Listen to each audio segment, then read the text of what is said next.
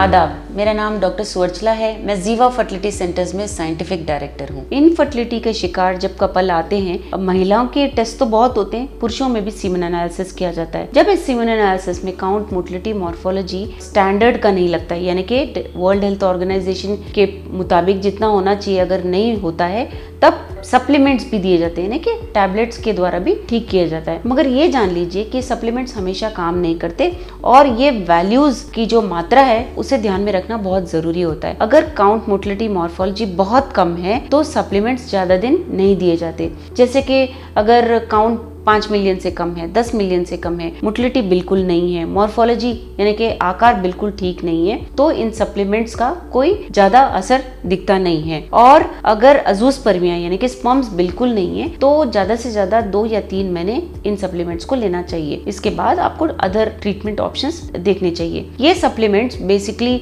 Minerals, multivitamins वगैरह होते हैं जो शरीर के लिए वैसे ही हेल्थ के लिए अच्छे होते हैं, बट स्पर्म प्रोडक्शन के लिए भी बहुत अच्छे होते हैं। इन सप्लीमेंट्स को देने के टाइम डॉक्टर्स ये भी ध्यान में रखेंगे कि आपकी वाइफ का एज क्या है। अगर वो उनका एज भी ज्यादा है तो ज्यादा दिन टाइम वेस्ट करने में मतलब नहीं है। मैक्सिमम 2 से 3 महीने के बाद इनका असर है या नहीं देखकर आपको अलग ट्रीटमेंट ऑप्शंस ऑप्ट करने चाहिए। फॉर एग्जाम्पल, अगर काउंट बहुत कम है, अगर 1 मिलियन 2 मिलियन रहा तो आपको IVF करा लेना चाहिए। इससे आपका सक्सेस रेट अच्छा रहेगा। अगर मोटिलिटी बिल्कुल नहीं है तो IUI या नेचुरल कंसेप्शन से आपके चांसेस बिल्कुल 0 होंगे। इसीलिए आपको IVF कराना चाहिए, ICSI कराना चाहिए, जिसमें मोटाइल यानी कि हरकत वाले स्पर्म को ही सेलेक्ट करके अंडे में डालकर एम्ब्रियो बनाया जाता है और उस एम्ब्रियो से आपको प्रेगनेंसी के चांसेस बढ़ाने की कोशिश की जाती है। मॉर्फोलॉजी, आकार भी अगर बहुत खराब हो तो ICSI के द्वारा, इंट्रासाइटोप्लाज्मिक स्पर्म इंजेक्शन के द्वारा